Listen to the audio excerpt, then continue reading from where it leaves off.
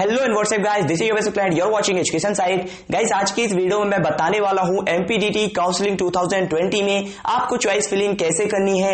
एमपीडीटी counselling 2020 के registration जो है राउंड 1 के लिए वो 22 सितंबर से स्टार्ट होने वाले हैं। तो अगर आप चॉइस फिलिंग ढंग से करना चाहते हैं तो ये वीडियो आपके लिए काफी इंपॉर्टेंट है, क्योंकि चॉइस फिलिंग एमपीडीटी की काउंसलिंग में नहीं, जोसा हो, सीएसएबी हो या फिर कोई और काउंसलिंग हो, उसमें सबसे इंपॉर्टेंट स्टेप होता है। अगर आप सही तरीके से चॉइस फिलिंग करना जानते हो, अगर आपको चॉइस फिलिंग का एल्गोरिथम पता है, आप चॉइस फिलिंग ढंग से कर सकते हो, तो अगर आपकी जेईई मेन में रैंक कम भी आ रही है तो भी आप एक बहुत अच्छे कॉलेज तक पहुंच सकते हो। और अगर आप चॉइस फिलिंग ढंग से नहीं कर रहे हो तो आपकी रैंक अच्छी भी है, आपकी परसेंटाइल हाई भी है, तो भी आपको एक अच्छा कॉलेज नहीं मिल पाता है। चॉइस फिलिंग जो होती है वो काउंसलिंग का सबसे इंपॉर्टेंट स्टेप होता है। बहुत बार बच्चे जो है वो चॉइस फिलिंग में मिस्टेक करते हैं, चॉइस फिलिंग ढंग से नहीं कर पाते हैं।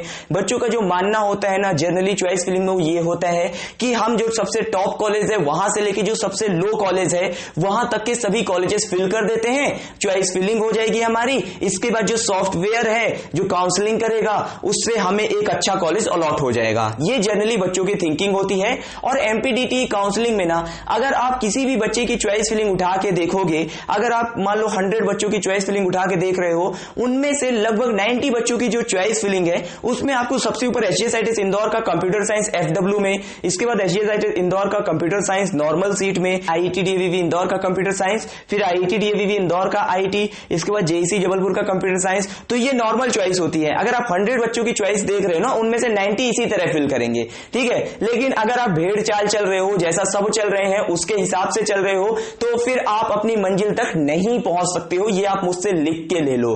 तो चॉइस फिलिंग कैसे करें, मेरा मानना ये होता है कि अगर आपको उस कॉलेज में एडमिशन मिले जहां पे आपकी रैंक उस कॉलेज की या फिर उस कॉलेज के उस ब्रांच की एक क्लोजिंग रैंक हो, तो वो कॉलेज आपके लिए सबसे बेस्ट ऑप्शन है। मेरे हिसाब से आपको उस कॉलेज में एडमिशन नहीं लेना चाहिए जहां पे आपकी रैंक ओपनिंग रैंक है, या फिर उस कॉलेज की किसी पर्टिकुलर ब्रांच में आपकी जो रैंक है वो ओपनिंग रैंक है।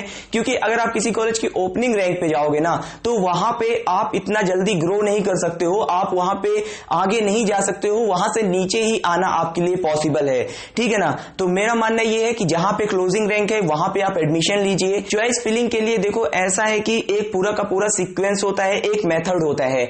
ऐसा नहीं है कि आपने एचजीएसआईटीएस इंदौर के कंप्यूटर साइंस से शुरू किया तो UIT, RGPV Bhopal, SATI Vidisha के कंप्यूटर साइंस तक आ गए, ठीक है ना। ऐसा नहीं होता है। आपकी टॉप कॉलेज से फिल करना शुरू कर दो, नीचे तक आ जाओ तो आपकी जो चॉइस है वो सही से फिल हो गई है और आपको एक अच्छा कॉलेज मिल जाएगा।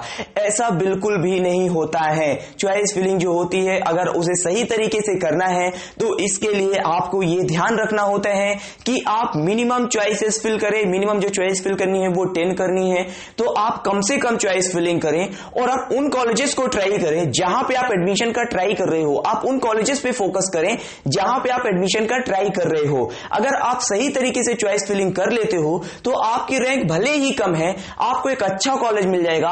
और अगर आप चॉइस फिलिंग ही गलत कर देते हो तो फिर आपकी रैंक भले ही कितनी अच्छी आ रही हो, आप एक अच्छा कॉलेज नहीं ले सकते हो।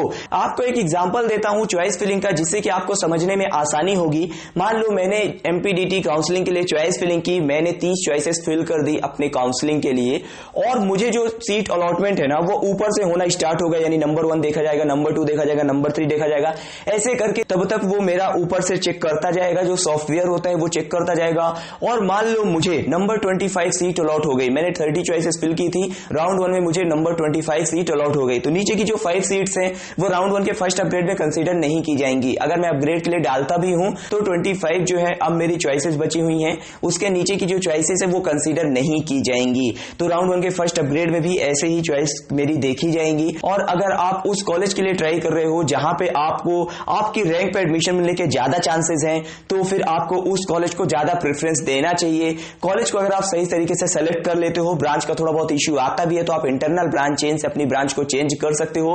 बाकी हम आपको चॉइस फिलिंग का पीडीएफ प्रोवाइड करा सकते हैं। हमारे जो काउंसलर है, हमारे जो एक्सपर्ट्स हैं, वो आपकी रैंक पे आपके लिए बेस्ट पॉसिबल ऑप्शन जो भी बनते हैं उसके हिसाब से चॉइस फिलिंग करेंगे। अगर आप हमसे चॉइस फिलिंग कराते हैं तो इसका पहला बेनिफिट आपको यह मिलता है कि हमारी तरफ से आपको 24/7 कॉल सपोर्ट मिलता है। आपको कोई भी डाउट है किसी भी कॉलेज के बारे में, किसी कॉलेज के प्लेसमेंट के बारे में, कॉलेज के फी स्ट्रक्चर के बारे में, यानी किसी भी तरह का डाउट है कॉलेज और काउंसलिंग के बारे में या फिर फ्यूचर के बारे में, ब्रांचेस के बारे में तो आप हमारे काउंसलर से डिस्कस कर सकते हैं। इसके बाद आपको जो चॉइस फिलिंग का पीडीएफ है वो हमारे काउंसलर एंड एक्सपर्ट्स के द्वारा प्रोवाइड कराया जाता है।